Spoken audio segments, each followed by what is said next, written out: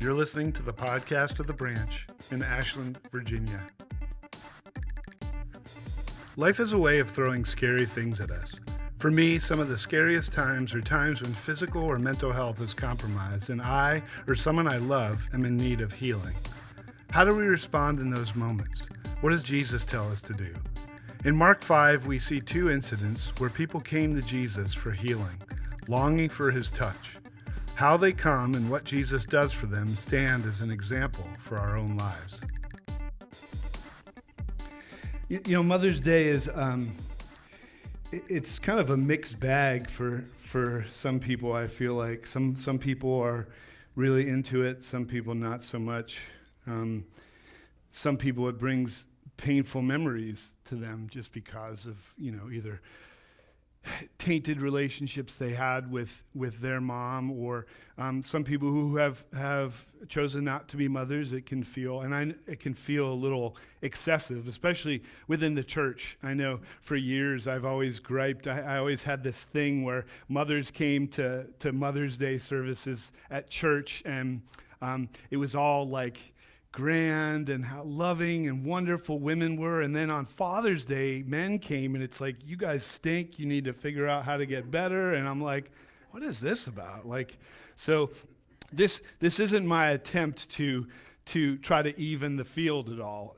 But I thought it was interesting that that as we go through this series on not being afraid, that what we fall onto today is something that is very relevant, at least for me, even in regards to mothers. And in the midst of that, even for those of us who look at Mother's Day and it's a hard day and sometimes we struggle, are we finding hope in the midst of that?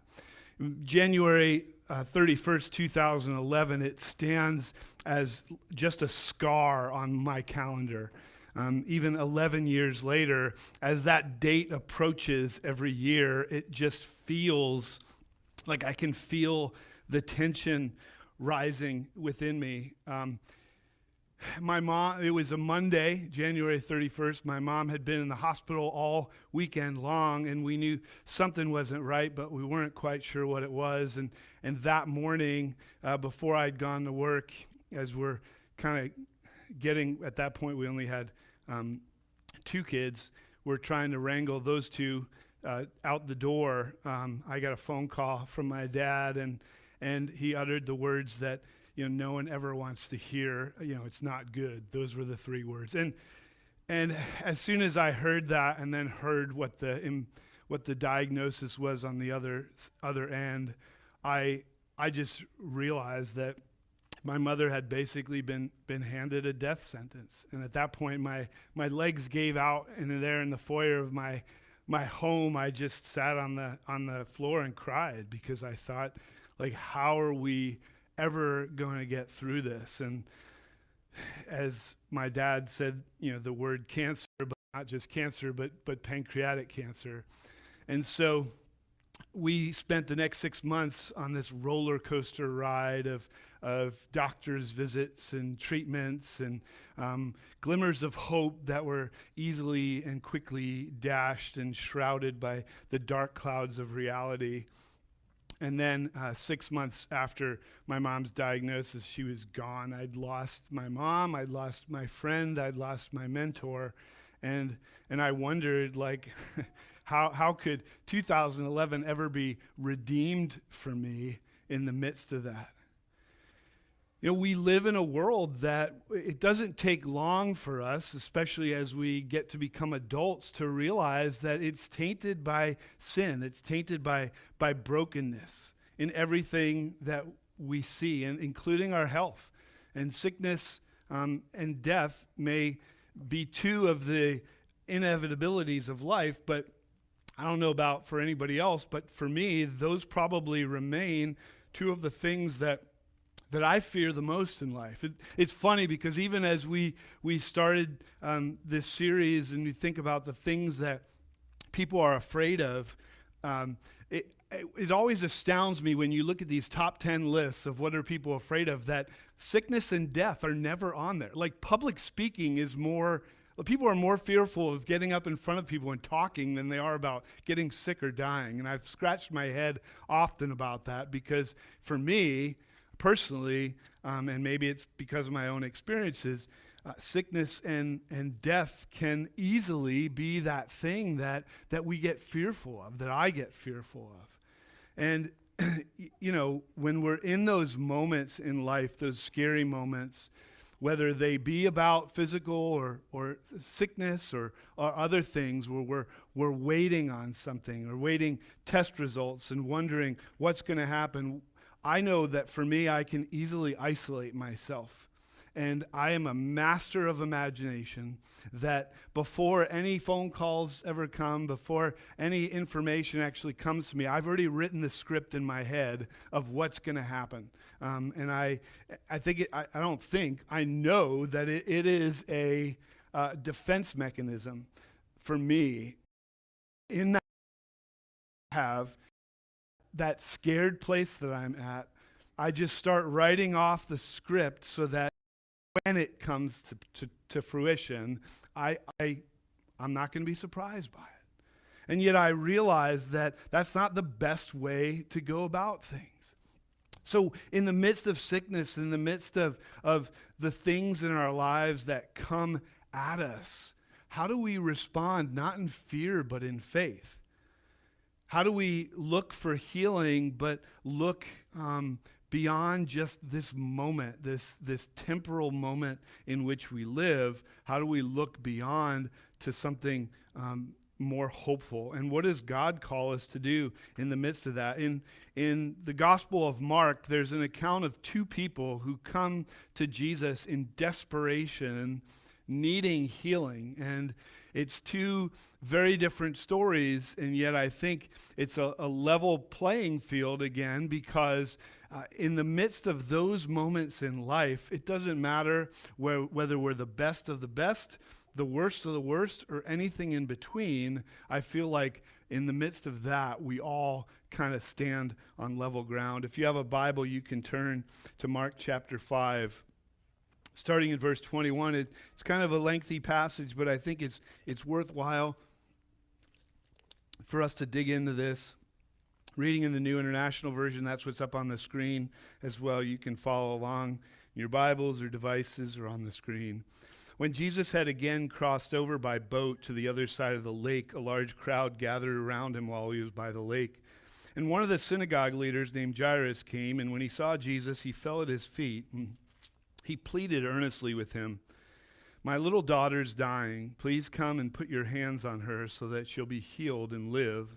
And so Jesus went with him, and a large crowd followed and pressed around him. And a woman was there who'd been subject to bleeding for 12 years. She'd suffered a great deal under the care of many doctors and had spent all she had. Yet instead of getting better, she grew worse. When she heard about Jesus, she came up behind him in the crowd and touched his cloak, because she thought, if I just touch his clothes, I'll be healed. Immediately her bleeding stopped, and she felt in her body that she was freed from her suffering. At once Jesus realized that power had gone out from him, and he turned around the crowd and asked, "Who touched my clothes?" "You see the people crowding against you," his disciples answered, "and yet you can ask, 'Who touched me?'" Jesus kept looking around to see who'd done it. And the woman, knowing what had happened to her, came and fell at his feet, and trembling with fear, told him the whole truth. And he said to her, "Daughter, your faith has healed you. Go in peace and be freed from your suffering." While Jesus was still speaking, some people came from the house of Jairus, the synagogue leader. "Your daughter is dead," they said, "but why bother the teacher anymore?" Overhearing what they said, Jesus told him, "Don't be afraid, just believe." He did not let anyone follow him except Peter, James, and John, the brothers of James.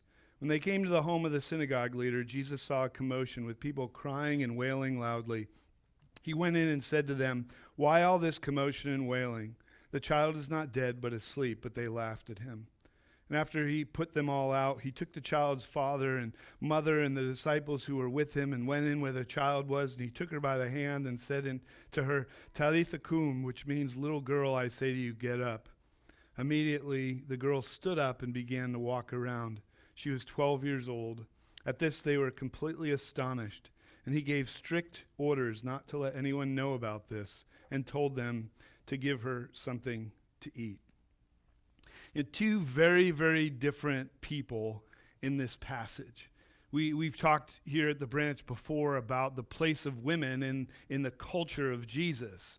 They were not only sidelined, but they were voiceless in so many ways as well.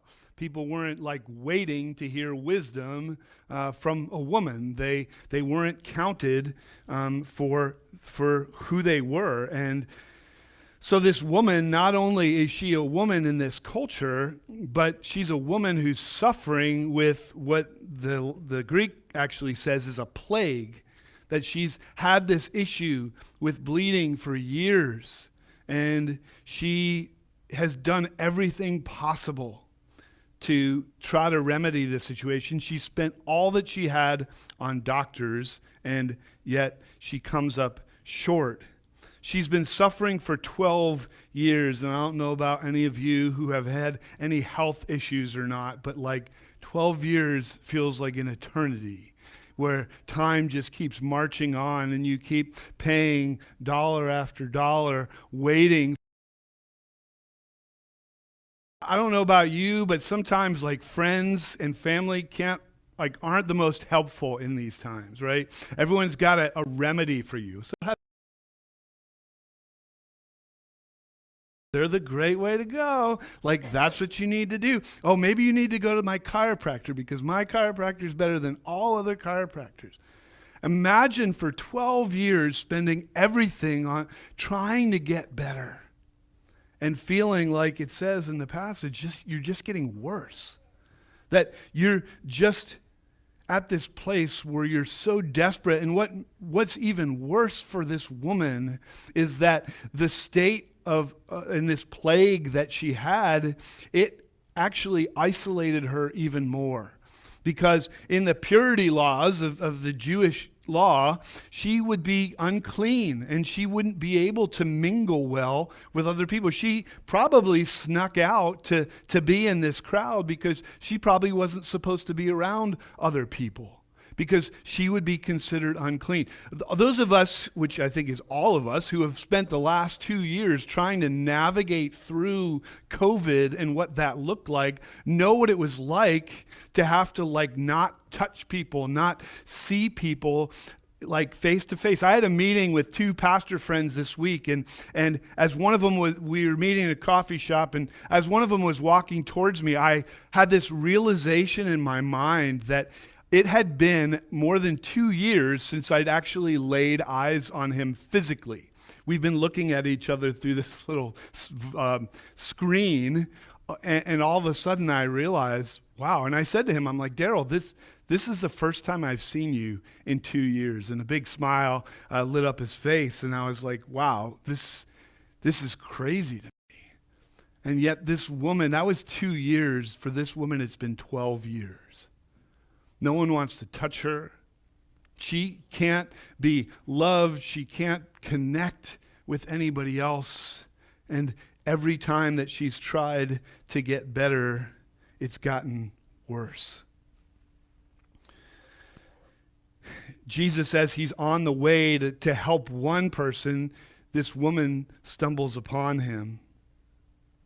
And like I said, they're very different people. This woman who's been isolated, who spent all her money, we don't know what's happened to a single woman.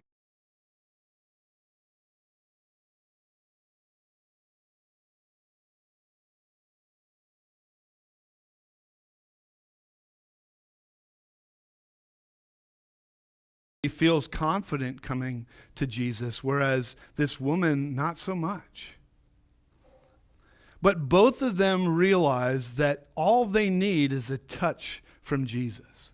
The synagogue leader, he says, if you just put your hand on my daughter, I know that she'll be better, that she'll be healed. And this woman, she says, I just know that if I can touch his garment, that it's going to be a game changer for me. Everything's going to be different. What's interesting is that Greek word there for touch is the Greek word haptomai, which means to fasten oneself to touch, to cling to. It's also actually been used about the intimate touching that happens between husbands and wives. And you think about that, like this woman wants to actually cling to Jesus. She wants to connect to him. And I think that word kind of shows the desperation with which she approaches Jesus. It's an interesting word, too, for someone who probably wants to go unnoticed. I mean, she legit thinks that she can walk in here, like gently touch his cloak and then walk away. But Jesus had other plans. Because she reaches out, touches it, and she's probably like, all right, I'm out of here. She knew right away, though, that something was different. She knew that she was changed, that she was different, all from a touch. Just that touch. The Scientific American says that many children who have not had ample physical and emotional attention are at higher risk for behavioral, emotional, and social problems as they grow up. Maybe some of us have read stories too about orphanages back in the day where children weren't picked up and they eventually just pass away because they weren't cared for. They weren't touched. Touch is so important for us as human beings. And while some of us are not the huggy type, we all need that connection. We all need that touch. And this woman knew that all she needed was to touch Jesus, and she would be better. All she needed was that healing touch that would only come from Jesus. And the synagogue leader knew the same thing. He knew that all that needed to happen was that Jesus would lay his hand on his daughter, and all of a sudden, he'd be healed. She'd be healed. And I wonder how many of us are in that place, whether we're feeling desperate like the father of a daughter who is sick, or feeling like this woman where she'd expended every possibility and was just at that lowest of low place. And just wondering, how can I approach Jesus? Maybe we're doing it with confidence like the synagogue leader. We said, hey, I know that you can do this, so I'm here to invite you and ask you to come. Maybe we do it like this woman, where we're like, you know what, I'm not so sure, but I'm going to just try. This is my last-ditch effort in secrecy and quiet. I'm going to mingle in with the crowd. I'm going to reach out, and I'm going to touch him and see if that works. Maybe we're maybe we're in relationship with other people in our lives who are feeling that way, who are needing that touch from Jesus, but they don't know how to go about it. They're ashamed, or they're confused, or they don't feel worthwhile. And all they need is a touch from Jesus. Both the synagogue leader, Jairus, and this unnamed woman, they both have to take a step towards Jesus. And I think it was a humbling thing for both of them. If we follow the story in the gospel of the synagogue leaders and the relationship between Jesus and these synagogue leaders, we know that it wasn't always a really good, cordial relationship. In fact, it's really because of the synagogue leaders that Jesus was eventually arrested and then tried and then crucified. And so for this man, Jairus, it probably was a little bit of a reputation thing to actually step towards Jesus. As some of his companions, as some of his colleagues are questioning this man, Jesus, Jairus is like, this guy may actually be the one who can bring healing to my daughter. And her health is way more important than my reputation. And the same thing with this woman. She's probably wondering, like, are people going to notice me? Are they going to know that it's me in the midst of this crowd? And she had to humbly step towards Jesus. It's a scary thing in our lives, and it can be a shameful thing at times when we feel like we need to admit that we're sick. Sometimes it's uttering the words.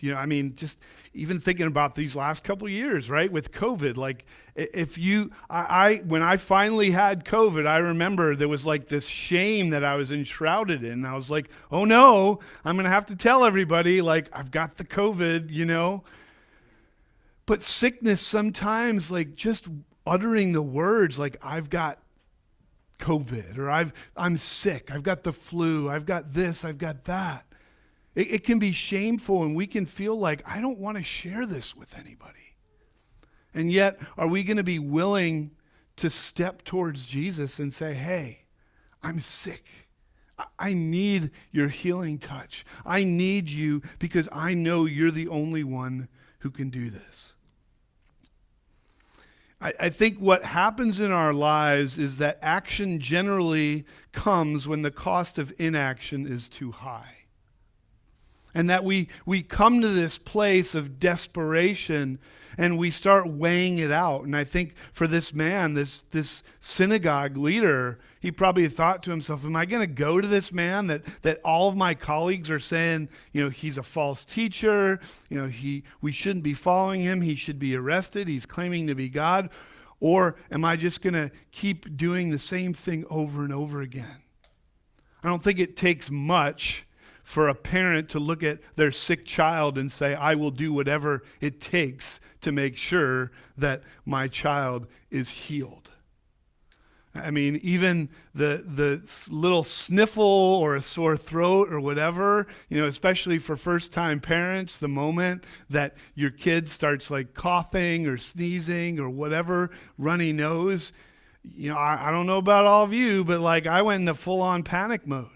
My oldest, we brought him home from the hospital with a bilirubin light.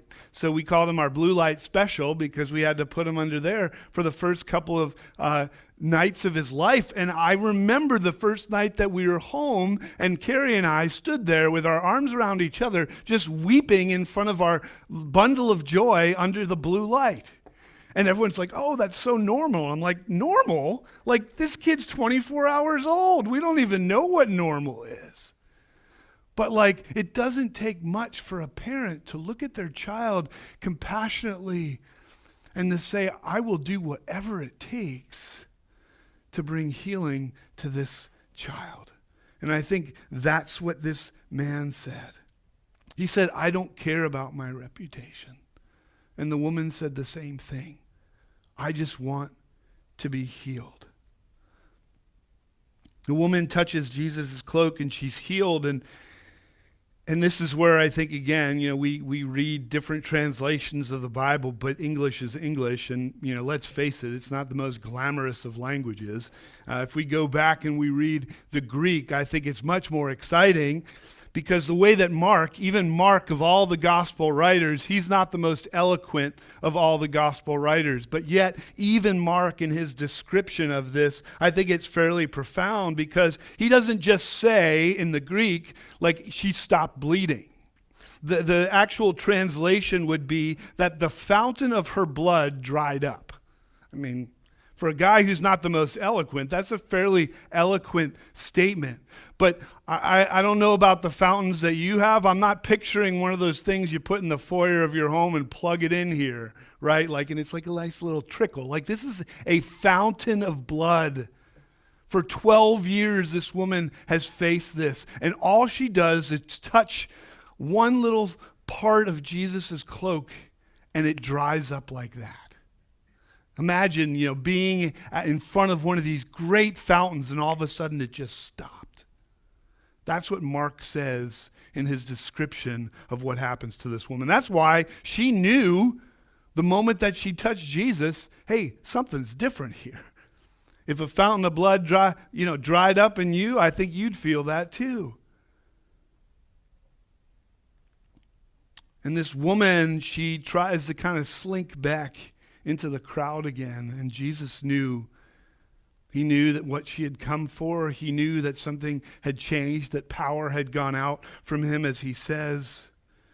And he basically says, who did this? And the disciples, which, hey, I think part of the reason why the disciples are in the Bible is so the rest of us feel okay about ourselves. Because the disciples are here and they're like, seriously, Jesus, do you see this crowd around you? And you're wondering who touched you? I mean, come on. And then all of a sudden Jesus is like, step off, man, step off. No, somebody touched me because I felt power go out from me. And all of a sudden, the woman who thought she could get away has to come forward, because when we have experienced the healing that only Jesus can bring, we shouldn't keep it to ourselves. When we've experienced that healing touch from Jesus, he doesn't want us to just kind of slink back into the crowd and be like, all right, thanks, I'm out of here. Like, he wants us to testify about that. If we've really experienced true healing from him, are we going to express that?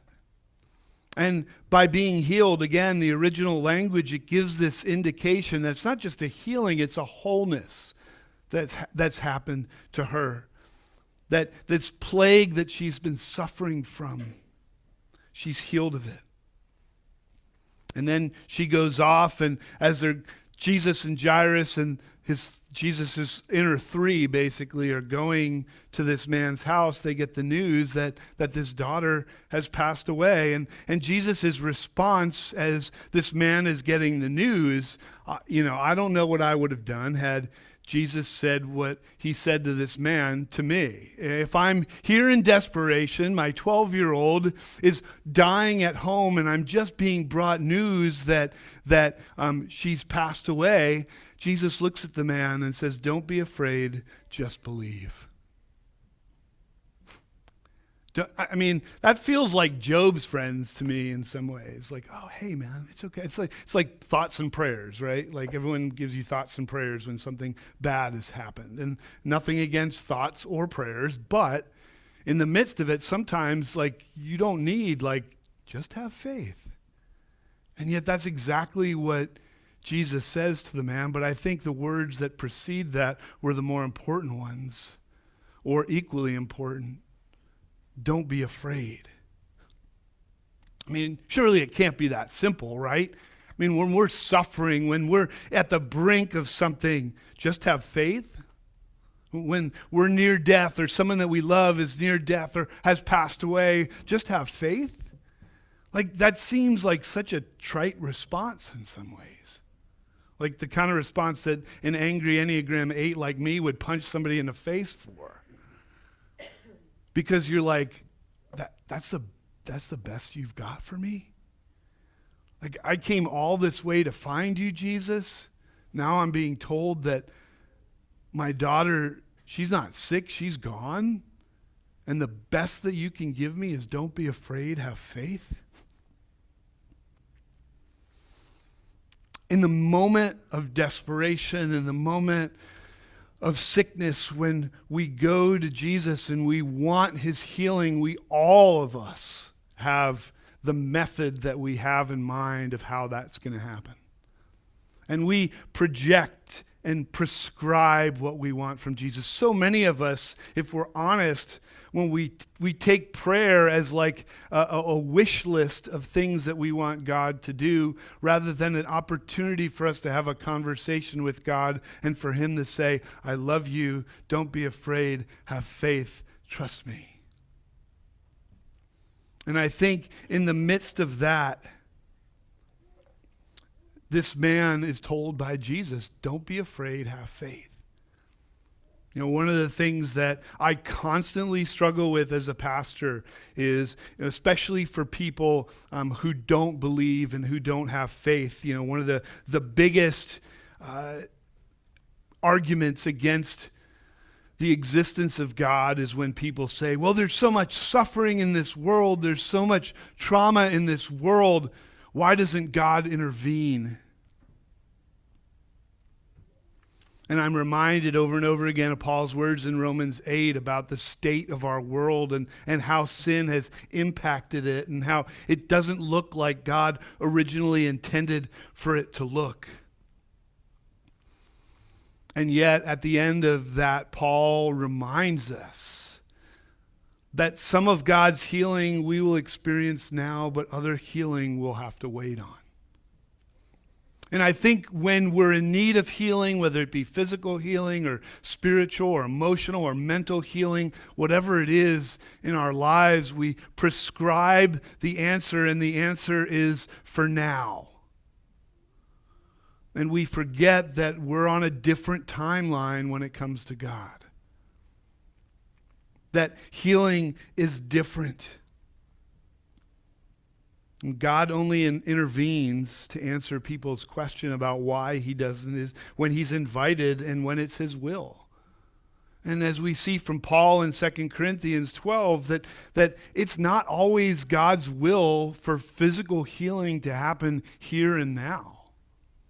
Paul had this thorn in his flesh, which nobody really knows specifically what it was, and yet he prayed 3 times and said, God, take this from me. And God continued to say, no, no. And finally, what Paul felt like God was saying there in 2 Corinthians 12 was, my grace is sufficient for you, for my power is made perfect in weakness. Therefore, I'll boast all the more gladly about my weaknesses, so that Christ's power may rest on me. That's why, for Christ's sake, I delight in weaknesses, in insults, in hardships, in persecutions, in difficulty. For when I'm weak, then I'm strong. We desire healing, we pray for healing, and then we ask for God's will to be done. And what happens when it's not God's will for us to be healed?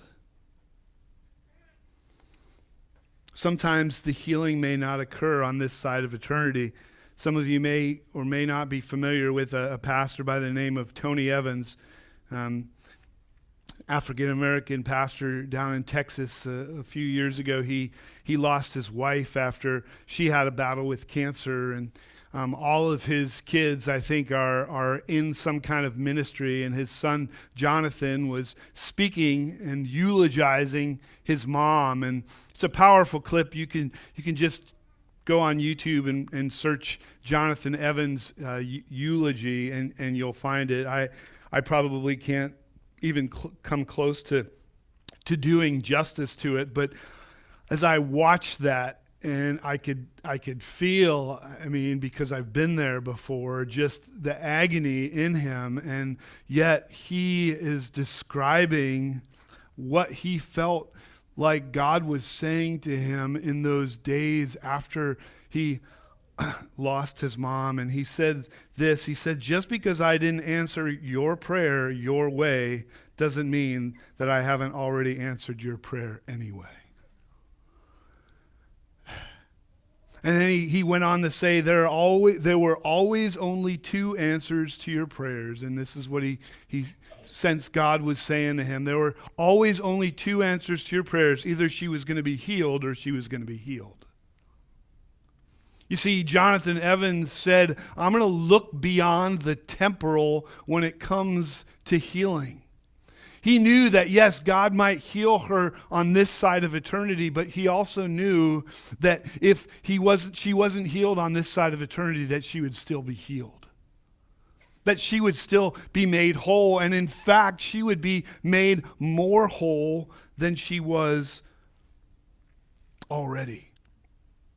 I think about this little girl who Jesus went to and healed and brought back from the dead. You know, eventually she would still die. Lazarus, one of the most famous stories of Jesus, his friend having passed away, Mary and Martha's brother, part of the community who Jesus brought back from the dead, he still died. Like, he was brought back, but he didn't continue to live. But yet here, in the aftermath of Easter, Jesus, he died, he was brought back to life, but never to die again. Why? So that healing would always be possible for us, whether it's on this side of eternity or whether it's for the long game. That healing would happen one way or another.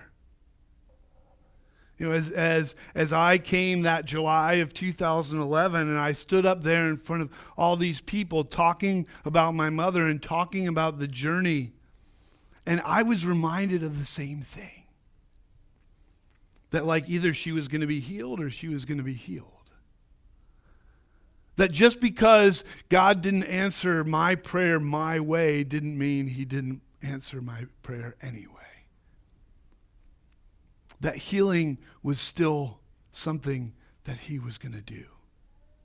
It just didn't happen the way that we thought. In this case, both of these people are healed in the way that they wanted to be healed.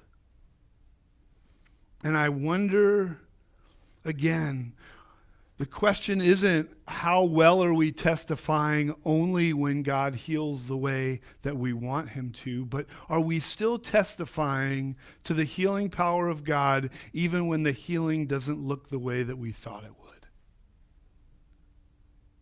Are we still saying, yes, my God will heal, whether that person or even us experiences it on this side of eternity, or if it's a healing that is more far-reaching than that?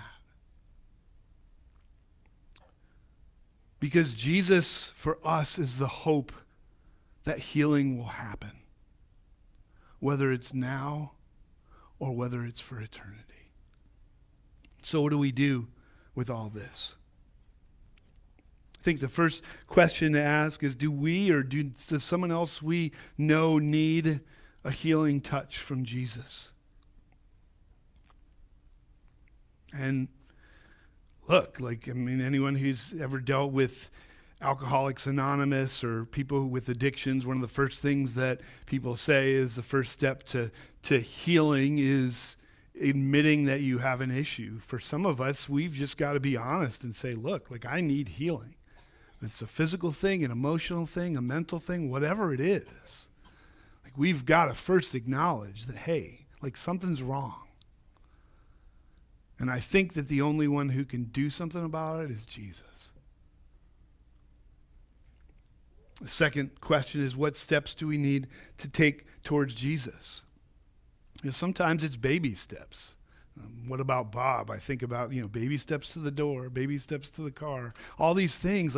Sometimes that's what the spiritual life is like. It doesn't feel like leaps and bounds and I'm running down the road. It feels like, man, if I can put one foot in front of the other and move 3 feet, I'm winning the day.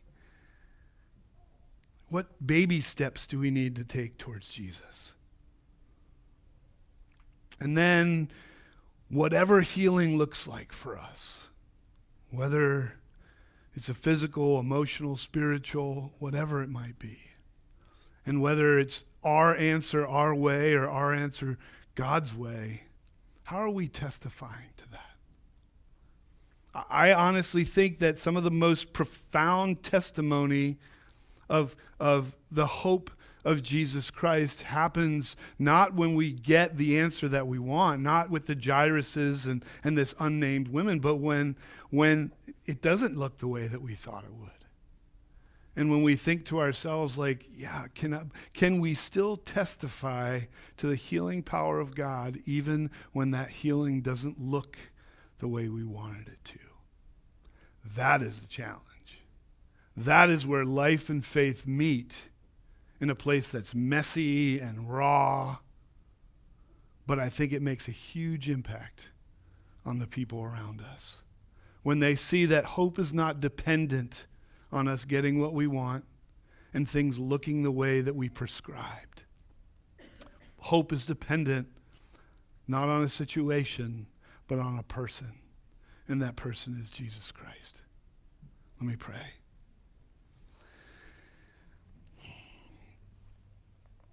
Father, maybe there are some mothers here who are like, dude, that was a horrible Mother's Day sermon, but yet, God, this is about being honest and raw and bringing ourselves to the foot of the cross. And God, I know that all of us, whether we've been there, whether we're there now, whether we'll be there in the future, will face that fear of sickness and death. Maybe we're currently in the midst of that and wondering, God, do you hear me? I'm pleading for that touch, for me, for somebody else. I pray that, Father, whether we're there, whether we will be there, that you will meet us in that dark place. You know, David said that even though I walk through the valley of the shadow of death, you are with me. So God, be real. Manifest yourself in a real way to those especially who are in that place, who need that healing touch for themselves or for somebody else. And God, may our hope not be dependent upon the answers to our prayers looking the way that we want them to. May our hope be dependent upon Jesus, knowing that healing was always the option. It's just a question of where and which side of eternity we'll see that. So God, may we have hope. May we testify to the hope of healing that comes only through Jesus Christ. God, that's not saying it's easy. And it's not. But God, in the midst of that, you walk with us. You shepherd us, you lead us, you give us strength, you give us power. Please give us hope, give us faith. And may we testify to who you are and what you can do. I pray this all in Jesus' name. Amen. Do you need a touch from Jesus? Does someone you know need a touch from him? What steps do we need to take towards Jesus? Are there ways that we can help others take those steps towards him too? And what are we doing when we've experienced the healing touch of Jesus? We're called to testify to that healing power and what we receive through it. How are we testifying about what Jesus has done for us? Thanks for listening to our podcast. If you have any comments or questions, please email us at thebranchashland@gmail.com.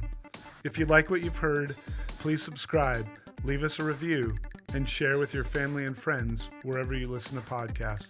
Thanks for listening. See you next time.